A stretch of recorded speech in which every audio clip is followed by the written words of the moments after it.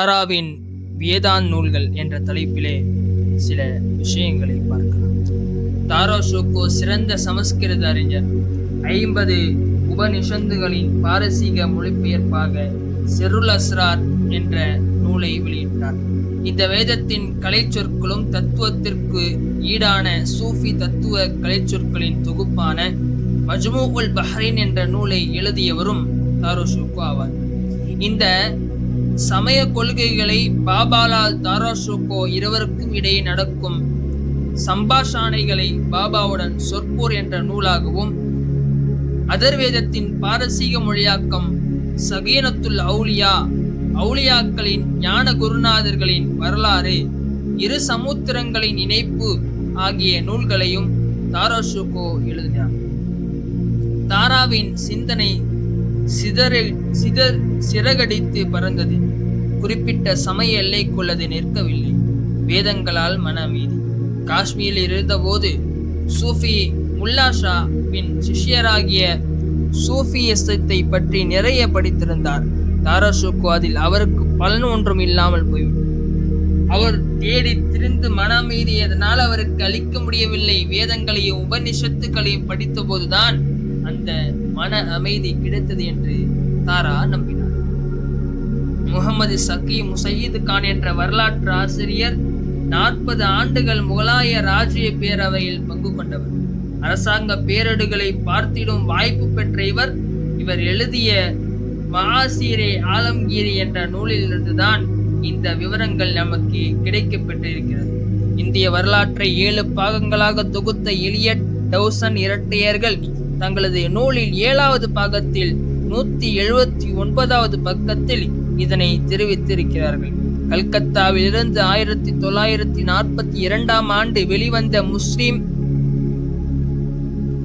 முஸ்லிம் learning என்ற நூலில் முதல் பாகத்தில் டாக்டர் சதீந்திர விமல் சௌத்ரி பக்கம் 89 தெரிவித்திருக்கும் ஆங்கில வாசகங்களை தான் மேலே கொடுத்திருக்கிறார்கள். மோதிரத்தில் தேவாநாகரி சொல். சமஸ்கிருதத்தில் தாரா ஷோகோவிற்கு இருந்த ஆர்வம் காரணமாகவும், இந்து கலாச்சாரத்தின் மீது அவருக்கு இருந்த மிகுந்த பற்றின் காரணமாகவும், தனது வைர மோதிரங்கள் மற்றும் விலையுறந்த பொருட்கள் மீது பிரபு என்ற சொல்லை புரிந்தவர் தாரா ஷோகோ.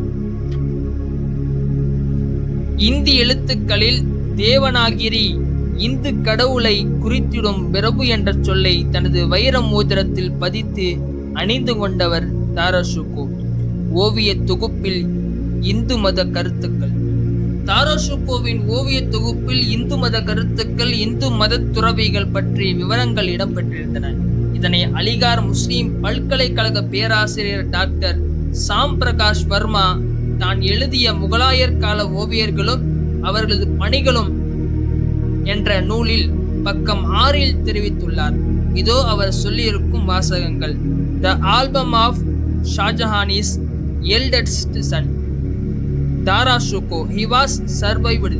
The miniatures என்ற ஆங்கிலத்திலே மிக நீளமாக கடிதங்களை எழுதியிருக்கிறார். தாராவின் செயல்கள் இந்து மத கருத்துக்களை ஆதரிப்பதோடு மட்டும் முடிந்துவிட்டதா என்ன? இல்லை. இஸ்லாமிய மார்க்கத்திற்கு மாறாகவும் எதிராகவும் அவரது நடவடிக்கைகளும் செயல்களும் இருந்தன. சமய பொறையா, சமயத்திலிருந்து மாறுபாடுதலா? சமய பொறை என்பது வேறு. சமயத்தையே துறந்து புறக்காட்சிகளிலும் நம்பிக்கை இழந்து தம் சமயத்தின் வேர்களையே வாள் கொண்டு வெட்டி ஒதுக்குவதும் ஒதுங்கி நிற்பதும் வேறு. தாரா ஷோகோவிற்கு தாம் பின்பற்றி இஸ்லாம் மார்க்கத்தின் மீது நம்பிக்கை இருந்ததா? அவர் இஸ்லாமிய சமயத்திலிருந்து முற்றிலுமாக பிறழ்ந்து விட்டார் என்றுதான் அக்காலத்திய மூல குறிப்பாளர்கள் கூறுகின்றார்கள் என்ற தகவலை பேராசிரியர் அமீர் அலி தெரிவிக்கிறார். தொழுகையை நிறுத்திய தாரா வேதியர்கள், அந்தணர்கள், இந்து துறவிகள் ஆகியோருடன் கொண்டிருந்த நட்பு காரணமாக தொழுகை, நோன்பு ஆகியவற்றை தாரா ஷோகோ நிறுத்திவிட்டார் என்று கிபி 1688 மிர்ஜாத் முஹம்மது காசிம் என்பவர் எழுதிய ஆலம்கீர் நாமா நூல் நமக்கு அறிவிக்கின்றது. நிர்வாண சாமியாரை குருவாக ஏற்ற தாரா. மியாமீர் என்பவரின் சீடராக கருதப்பட்ட ஷா முஹம்மது பதக்ஷி என்பவரையும் அவரது சீடரான முஹம்மது சையது என்ற சர்மதி என்ற நிர்வாண பக்கிரியையும் தாராஷுகோ குருவாக ஏற்றுக்கொண்டார். இந்த நிர்வாண சாமியார்கள் பெயரளவில் தான் முஸ்லிம்களாக இருந்தார்களே தவிர அவர்களது கோலமும் செயல்களும் இஸ்லாமிய சமயத்திற்கு முற்றிலும் மாறுபட்டதாகவே இருந்தது. நாடெங்கும் அலைந்து திரிந்து சர்மது துறவிற்கு தாராஷுகோ தனது தந்தை ஷாஜஹான் மூலம் பரிசு வழங்கவும் ஏற்பாடுகளை செய்தார். உமராக்களும் உலமாக்களும் தாராவிற்கு எதிராக வழங்கிய தீர்ப்பு இதோ. கிபி 1659 ஆண்டு ஆகஸ்ட் மாதத்தில் உமரா என்னும் பிரபுக்களின் சபை தாராஷுகோ மீது குற்றம் சாட்டியது. காரசாரமான விவாதங்களும் உமராக்கள் சபையும் உலமாக்களும் தாராஷுகோவை குற்றவாளிகள் என தீர்ப்பளித்தனர் என்பவர் தனிஷ்மக்கான் என்பவர் மட்டும் தாராவிற்கு ஆதரவாக இருந்தார். ஷெய்ஸ்டகான், முஹம்மது அமீர் கான், பகதூர்கள், ஹக்கீம் தௌஜ் ஆகிய 4வரும் அவரது சகோதரி ரோஷினாரா பேகமும் தாராவின் மரண தண்டனை அளித்தே ஆக வேண்டும் என்று உறுதியாக நின்றார்கள். நான் சார்ந்துள்ள சமயத்திற்கு மாறாக கருத்துக்களை ஏற்றும் ஒழுகியும் பரப்போம் என்ற தாராஷுகோவிற்கு எதிராக மார்க்க அறிஞர்கள் தீர்ப்பளித்ததில் ஆச்சரியமும் ஏதும் இல்லை என்று ஜாதுநாத் சர்கார் தெரிவித்துள்ளார். Sri நிவாச்சரி, he was put to death on the ground of apostasy from Islam.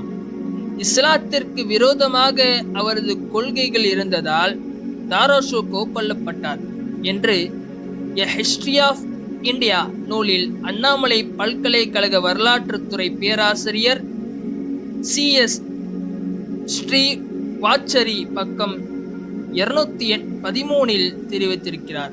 தாராஷுகோவின் முடிவு இவ்வாறு நிகழ்ந்தது. நடுநிலையாளர்களின் நல்ல கவனத்திற்கு இதோ சில விஷயங்கள். அவுரங்கசீப்பின் சகோதரரான முராத் பக்ஷ் வருவாய்த்துறை அமைச்சர் அலி நாகியை கொன்ற குற்றத்திற்காக குவாலியர் காஜிகளால் மரண தண்டனை பெற்று மறைந்தார். அரக்கான் காடுகளில் அடைக்கலம் தந்த அரசனுக்கு எதிராக துரோகம் புரிய முயன்று மெக் என்ற இன பழங்குடி மக்களால் படுகொலைக்குள்ளானார் அவுரங்கசீப்பின் இன்னொரு சகோதரர் சுஜா.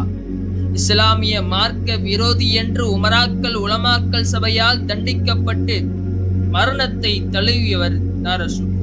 இவ்வாறு தன் உடன் பிறந்த சகோதரர்கள் மறைந்ததற்கு அவுரங்கசீப் எப்படி முழு பொறுப்பை ஏற்க முடியும்? முகலாய மன்னர்களும் சகோதரர்களும் அவுரங்கசீப் அவர்களை விரும்புவோரும் நிறைய இருக்கிறார்கள், அவர்களை வெறுப்பவர்களும் நிறைய உள்ளனர். அவரை குறை கூறுவோரின் கூக்குரல் அவரை புகழ்வோரின் புகழொலியை மறைத்து விடுகின்றது. இந்தியாவில் ஆட்சி செய்த முகலாய மன்னர்களில் ஹுமாயூன் தனது சிம்மாசனத்திற்கு எதிரியாகலாம் என்று அஞ்சித்தான் தன் சகோதரர் காம்ரான் என்பவரை குருடராக்கினார். காம்ரான் ஹஜ் யாத்திரைக்கு சென்று அங்கு இறப்பை தழுவினார். அக்பர் தனது அரசுக்கு காம்ரானின் மகன் உரிமை கொண்டாடலாம் என்று அஞ்சு அவரை குவாலியரில் தூக்கிலிட்டார். ஷாஜஹான் பட்டத்திற்கு வந்தபோது தனது அரியாசனத்தை பிடுங்கிக் கொள்வார்கள் என்று அஞ்சு தர்வர் பக்ஷ் ஷாஹியர் என்ற தனது சகோதரர்களை கொன்றார். அத்துடன் விடவில்லை, தனது சகோதரரின் புதல்வர்களையும் கொன்றார் என்பது முகலாயர்களின் கடந்த கால சரித்திரம். ஆனால் அவுரங்கசீப் காலத்தில் நடந்தது என்ன?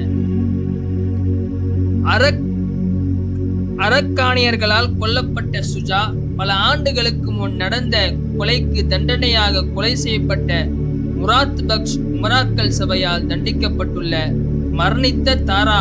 இப்படி ஏற்பட்ட இந்த சாவுகளுக்கு